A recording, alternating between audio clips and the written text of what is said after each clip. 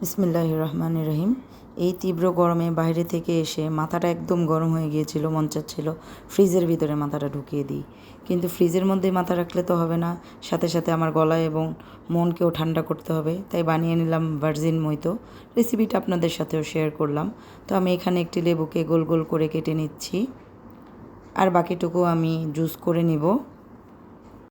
ভাই রে ভাই, এই শরবতের নাম কে যে ভার্জিন মহিতো রেখেছে কেন? এটা নাম কলিজা ঠান্ডা করা শরবত রাখতে পারতো না? যাই হোক, যার মন চায় যে রেখেছে। আমার কাজ রেসিপি শেয়ার করা, আমি রেসিপি শেয়ার করলাম। আপনারা কষ্ট করে একটু রেসিপিটা দেখে নিন। বাকি যে অর্ধেক লেবুটা ছিল সেটা থেকে আমি চিপে চিপে জুস বের করে নিচ্ছি। তো এই তো জুসটুকু সব বের করে নিয়েছি। এখন আমার লাগবে পেপারমিন্ট। পেপারমিন্ট হিসেবে আমি পোলো নিয়েছি। পোলো থেকে 2 পিস পোলো নিয়ে আমি এটাকে গুঁড়ো করে নিচ্ছি।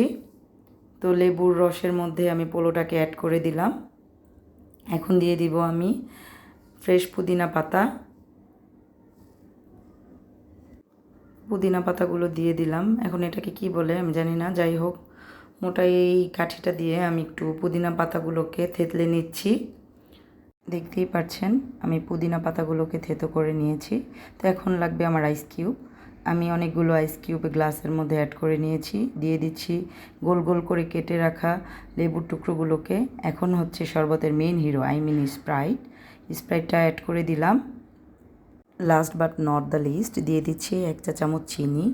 চিনিটা আপনারা আপনাদের টেস্ট অনুযায়ী বাড়িয়ে কমিয়ে দিতে পারেন, না চাইলে নাও দিতে পারেন। তো যাই হোক, এই তো আমার কলিজা ঠান্ডা করা শরবত রেডি, ভার্জিন মোহিতো রেডি। তো এই গরমে আপনারা বেশি বেশি করে এই শরবত বানিয়ে খান। আপনারা আপনাদের মন দিল কলিজা সব ঠান্ডা করে ফেলেন। আর রেসিপি ভালো লাগলে অবশ্যই সিতিস ফুড চ্যানেলের সঙ্গেই থাকবেন। ধন্যবাদ।